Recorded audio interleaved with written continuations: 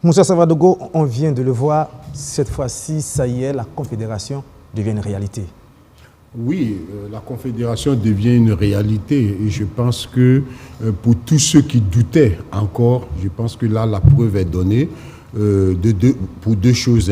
Le retrait définitif, irrévocable de la CEDEAO. Je pense que le président Ibrahim Traoré l'avait dit, le président Goïta l'a répété, il n'y a pas de marche arrière possible dans ce domaine-là. Donc, il y a une marche en avant et maintenant, c'est un élément concret avec cette confédération qui va venir peut-être remplacer un peu la CEDEAO. Tout ce que la CEDEAO n'a pas pu faire se fera certainement dans cette confédération-là. En tout cas, le sommet de Niamey montre vraiment la détermination de ces trois présidents-là à sortir de la CEDEAO et à remplacer la CEDEAO par une nouvelle structure. Est-ce que l'adoption de ce traité, est-ce qu'on peut dire qu'il est vraiment historique?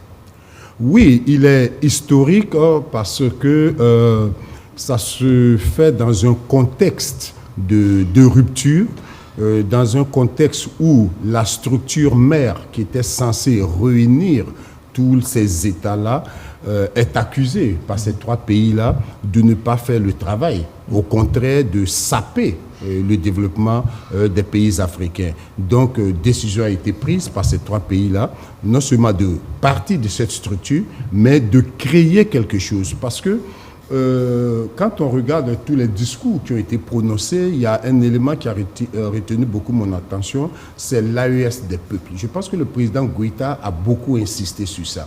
Parce que je pense que ce que nos présidents le disent, c'est qu'ils sortent de la CEDEAO pour l'intérêt supérieur de leur peuple.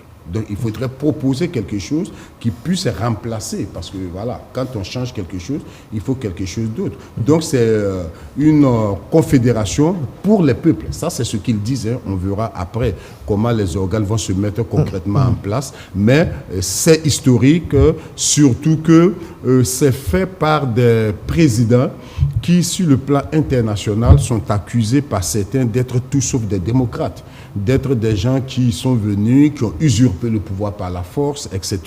Et là, ces trois présidents-là nous proposent un outil dans l'intérêt du peuple. Donc, comme j'ai dit, sur le papier, c'est bon. Attendons maintenant de voir les organes qui seront mis sur pied pour gérer tout ça.